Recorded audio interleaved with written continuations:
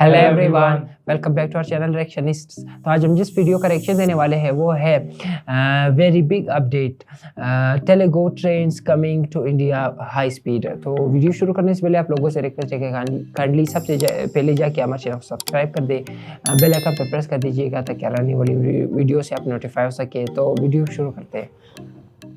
Hello दोस्तों, स्वागत है आपका एक नई वीडियो में। तो तेलुगु याद है आप लोगों को? कुछ साल पहले भारत के अंदर सेमी हाई स्पीड और हाई स्पीड ट्रेन को चलाने की जब बात हो रही थी तो तेलुगु ट्रेन इंडिया के अंदर आई थी। इंडिया के अंदर उसका ट्रायल हुआ था और लग रहा था उस समय कि इंडिया के अंदर भी ये फॉरेन ट्रेन हमें जल्द ही चलती हुई देखने को मिलेगी। लेकिन उस समय उसके बाद चीजें थोड़ी बहुत गड़बड़ा गई और तेलुगु इंडिया नहीं आ पाई। उसके बाद ये चीज काफी हद तक शांत भी हो गई। उसके बाद ज्यादातर कोई बात भी इसके बारे में नहीं हुई। लेकिन अभी अभी एक खबर आ रही है कि शायद जल्द ही तेलुगु फिर से वापस इंडिया आ सकती है एक नए रूप के साथ। तो आखिरकार अब इतने सालों बाद कैसे, उस समय तेलुगु के साथ क्या हुआ था कि वो इंडिया नहीं आई, और क्या सच में एक बिल्कुल नई तरह की हाई स्पीड ट्रेन इंडिया को मिलने वाली है, आज बताऊंगा सब कुछ। हेलो दोस्तों, मेरा नाम है दीपक, आप देख रहे हैं इट्स इनक्रेडिबल फॉर यू। तो आइए शुरू करते हैं। 2-3 किलोमीटर का तो नहीं। तो अब मैं पूरी तरह से श्योर नहीं हूँ कि आपको तेलुगु के बारे में पता ही होगा। बताता हूँ आपको पहले कि ये कौन सी कंपनी है और इंडिया के अंदर ये कब आई थी और क्यों ट्रायल सक्सेसफुल होने के बावजूद इंडिया में इन ट्रेन्स को उस समय नहीं चलाया गया। फिर बात करेंगे कि आखिरकार ये अब कैसे आ रही है। तो तेलुगु असल में एक स्पेनिश कंपनी है जो कि स्टैंडर्ड और हाई स्पीड पैसेंजर ट्रेन को मैन्युफैक्चर और मेंटेन करती है। तेलुगु का इस सेक्टर में इस वक्त एक काफी बड़ा नाम है और दुनिया के कई देश तेलुगु ट्रेन को इस्तेमाल में लेते हैं। 2016 के आसपास भारत के अंदर इन तेलुगु ट्रेन का कुछ रूट्स के अंदर ट्रायल्स किया गया था और ये कह सकते हैं हम लोग कि ट्रायल रन सक्सेसफुल रहे, लेकिन उस समय इसको रिजेक्ट कर दिया गया। क्यों? पहला रीजन ये था कि इसकी हाइट कम थी। जनरली इंडियन रेलवेज के कोचेस के मुकाबले ये थोड़ी सी कम ऊंची थी, जिसका नुकसान ये था कि इंडियन प्लेटफॉर्म्स के हिसाब से सही नहीं बैठ रही थी। इसको काम में लेने के लिए या तो हम लोग प्लेटफॉर्म्स की हाइट को कम करते तो फिर बाकी ट्रेन के लिए वो थोड़ा बहुत और छोटा हो जाता, या फिर नए प्लेटफॉर्म्स को हमें इसके लिए तैयार करना पड़ता, जो भी ऑब्वियसली एक काफी बड़ा काम हो जाता क्योंकि हमें सिर्फ नई ट्रेन को इंट्रोड्यूस कराना था, जिस वजह से ये पहला रीजन कहा जा सकता है। दूसरे रीजन की बात करें तो वो थी इसकी कैपेसिटी। जैसे मैंने कहा, ये स्पेन बेस्ड कंपनी है। यूरोप के अंदर भी इसकी ट्रेन इस्तेमाल में ली जाती है, लेकिन वहां इंडिया जितनी पॉपुलेशन नहीं है। इसके एक डिब्बे में 30 से 40 पैसेंजर्स ही ट्रैवल कर सकते थे, जो कि इंडिया के हिसाब से शायद काफी कम है, क्योंकि इंडिया में रेलवेज का इस्तेमाल फॉरेन कंट्रीज की तरह नहीं होता। यहाँ रेलवेज कंट्री की बैकबोन की तरह काम करती है, जहाँ लग्जूरियसली हम लोग पैर फैला के ये मस्त जनरल डिब्बे में ट्रैवल कर रहे हूँ, वो पॉसिबल नहीं है। तो कैपेसिटी इसका दूसरा रीजन था कि क्यों तेलुगु को रिजेक्ट किया गया। तीसरा रीजन थोड़ा बहुत इसकी मैन्युफैक्चरिंग वगैरह पे भी था।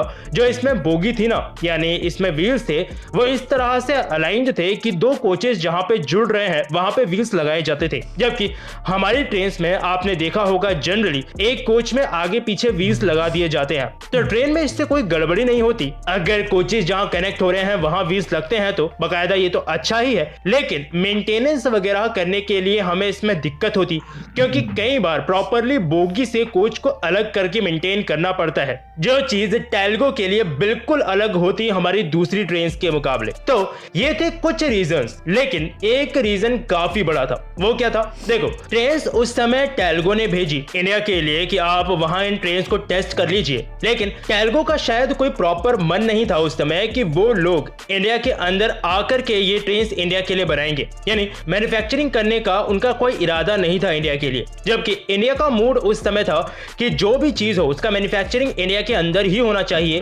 तेलुगु का सिंपल कहना था कि शुरुआती ट्रेन आपको इंपोर्ट करवानी पड़ेगी, यानी वो इंडिया में नहीं बनेगी। बाद में शायद अगर उन्हें लगता है कि इंडिया के अंदर ट्रेन बनाई जा सकती हैं, तो फिर वो मैन्युफैक्चरिंग करने की सोचेंगे इंडिया के अंदर। लेकिन इससे फिर प्रॉब्लम आना ही था। मतलब हम पूरा ट्रेन इंपोर्ट कराएं, इंडिया में कोई मैन्युफैक्चरिंग नहीं होगी तो लोगों को जॉब्स नहीं मिलेंगी। ट्रेन को इंपोर्ट कराना पड़ेगा तो वो महंगी पड़ेगी। कल को कोई खराबी आ गई तो हम खुद से उसको सॉल्व करने में कैपेबल नहीं होंगे। तो इस वजह से ये वो आखिरी कील थी जो कि बक्से में ठोकी गई और फाइनली तेलुगु रिजेक्ट हो गई। लेकिन पैरेलली उस समय से ही लोगों के दिमाग में ये भी चल रहा था कि प्राइवेट ट्रेन इंडिया में लाने को लेकर के गवर्नमेंट इंटरेस्टेड है और ये चीज टेल्को भी देख रही थी, क्योंकि उनको ये पता है कि इंडियन मार्केट कितना बड़ा है। लेकिन अब सोचना ये था कि इंडिया में आए कैसे, क्योंकि नॉर्मली इंडिया को इंपोर्ट करने को बोलेंगे तो वो लोग इंडिया में नहीं आ पाएंगे। तो फिर अब क्या हुआ है, ये न्यूज आर्टिकल देखो।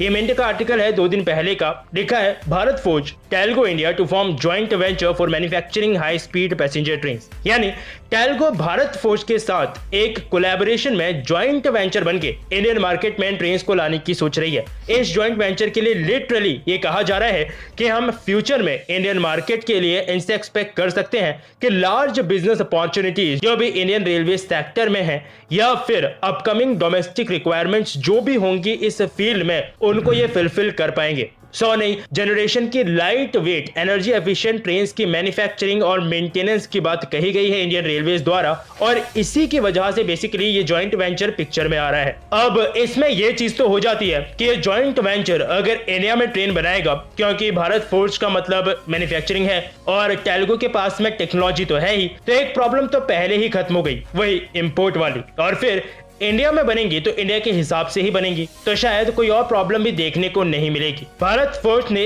ये चीज ऑलरेडी बोल दी है कि ये जो प्रपोज्ड कोलैबोरेशन है ये मैन्युफैक्चरिंग, मेंटेनेंस और लाइफ साइकिल सपोर्ट सब चीजों पे फोकस करेगा नई जनरेशन की energy efficient light weight aluminium high speed railway train के लिए। नाउ अब मैं आपको 2-3 चीजें बता देता हूं जो कि मुझे लग रही है। पहला कि क्या ये बिल्कुल टेल्को ट्रेन जैसी ही दिखेंगी? शायद नहीं।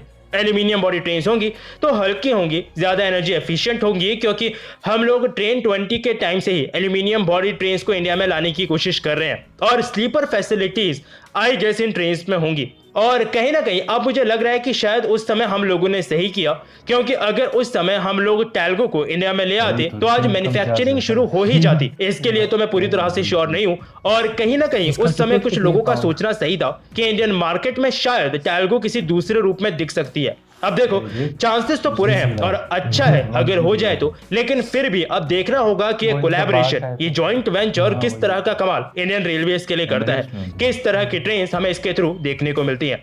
आपकी कोई राय हो इसके लिए तो कमेंट सेक्शन खुला ही है, बताइएगा जरूर। बाकी आपको क्या लगता है किस तरह की ट्रेन्स इंडिया को देखने को मिल सकती हैं? जैसे भी मिले काम थोड़ा जल्दी हो, क्योंकि काम डिले जरूर हो रहा है, जो कि ट्रेंड देखने को मिल ही रहा है थोड़े टाइम से, फिर वो चाहे ट्रेन हो या फिर कोई प्रोजेक्ट। खैर देखते हैं, वीडियो पसंद आई हो तो लाइक और शेयर जरूर।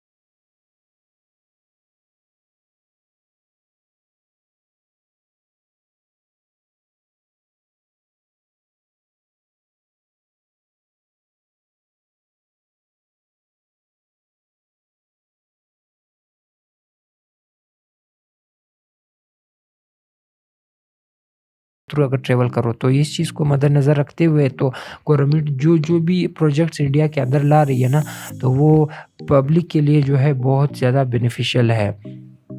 तो ये जो ट्रेन टेल्को ट्रेन है, तो अगर ये इंडिया में आ जाती है ना, तो इंडियन सिटीजन्स को बहुत फ़ायदा होगा इससे। हाई स्पीड उसको मतलब कम समय में अपने जो डेस्टिनेशन तक